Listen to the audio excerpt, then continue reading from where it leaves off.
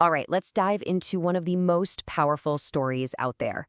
It's all about failure, forgiveness, and what happens when you think you've completely blown it.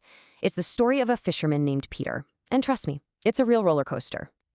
Seriously, have you ever had that feeling? That gut punch when you've let someone down so badly, you just want to crawl into a hole and disappear?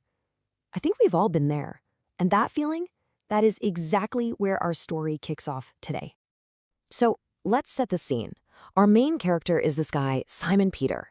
He's a fisherman, but he's also one of Jesus's inner circle, super passionate, all in.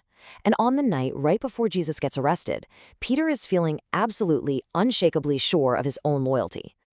And look what he says. This isn't just empty words. You can feel it, right? He means this with every fiber of his being. He's basically saying, "Come what may, I will literally die for you.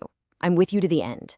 It's this incredibly heartfelt promise, made from a place of pure devotion. But then, Jesus hits him with this. Can you even imagine how that felt? Peter just put his entire life on the line, and Jesus looks at him and says, "Before the sun even comes up, you're not just going to fail me, you're going to deny you even know me.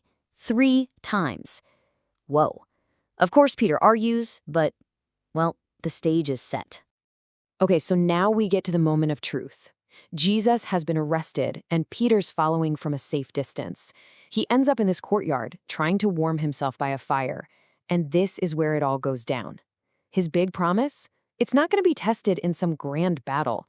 It's going to be tested right here, with a few simple, terrified words. And this slide just lays it all out. The contrast is just brutal. On one hand, you have the promise, "I will die for you." And on the other, the reality, "I don't know the guy." You have to remember, Peter is watching the man he believes is the Messiah getting beaten and mocked. And in that moment, fear just completely took over. So, the first test, it comes from a servant girl, of all people. She just asks him, "Hey, aren't you one of his followers?" And boom, just like that, the promise starts to crumble. His survival instinct just kicks in, and the first denial tumbles out of his mouth. Okay, a little while goes by. Then someone else points at him. The heat is on now. You can just feel his heart pounding in his chest, right? This time, the denial is stronger, more forceful. He's really trying to distance himself. And then comes the third time. And this one is rough. To prove he's not lying, Peter starts cursing. He swears an oath. He's doing everything he possibly can, using the strongest language imaginable just to sever that tie. And right then, at that exact moment, a rooster crows. And that sound just slices through everything. It hits Peter like a physical blow. He remembers exactly what Jesus said, and the full, crushing weight of what he just did comes crashing down on him. He just runs out, totally broken, and weeps. So the story doesn't stop there. I mean, Jesus is crucified, and then, amazingly, he's resurrected. He even shows up to the disciples. But can you imagine being Peter? The guilt must have been just eating him alive.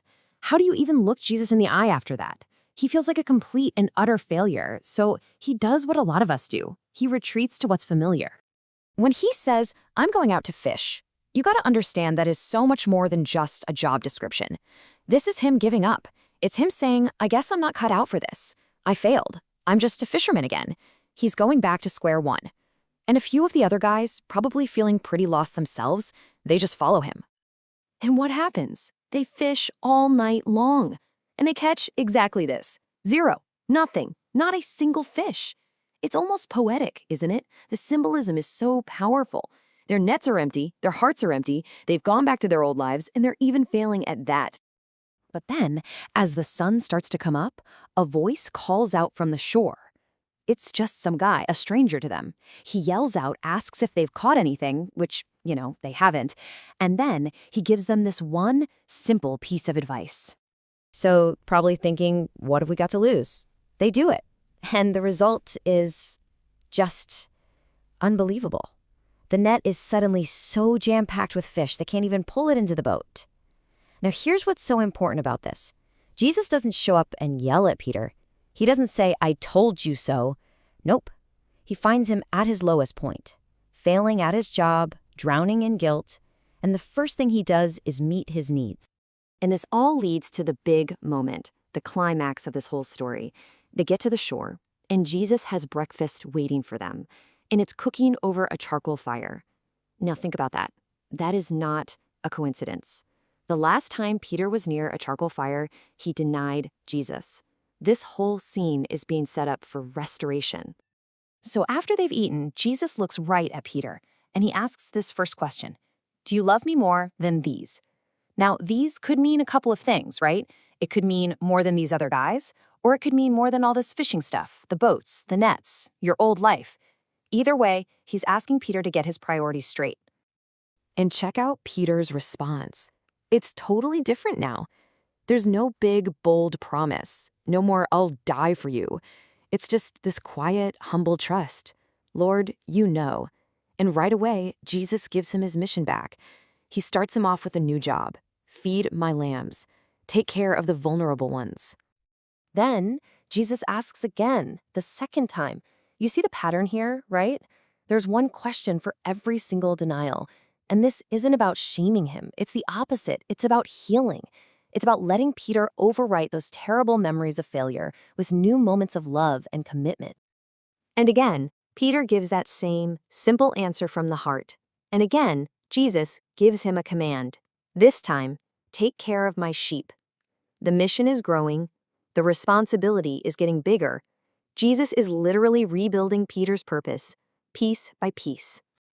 And then, the third question. We're told this one actually hurt Peter. He was grieved. And you can see why, can't you? It's a direct echo of that third most painful denial, the one where he was cursing. But this had to happen.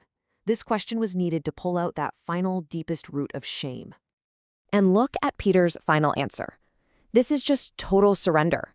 He's saying, Lord, you know everything. You saw me at my worst, and you know my heart right now. You know I love you. And with that, it's done.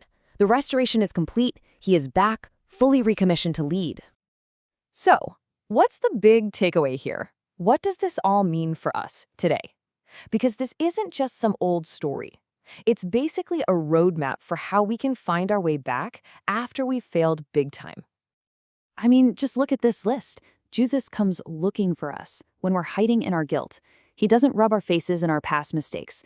He shows up where we are, in our emptiness, and he meets our needs right there. And this is the key. Restoration isn't just about being forgiven. It's about being given a new purpose. It's about learning that our love for him is best shown by how we care for other people. And so that really brings us to this final question for you, for all of us. The point of the story is that your failure is never the final chapter. Peter was found. He was restored. And that message of hope wasn't supposed to stop with him. So the challenge is, who do you know that's maybe hiding out, feeling like a failure? Who can you go find with this exact same message, that it's not over, that their failure isn't the end of their story?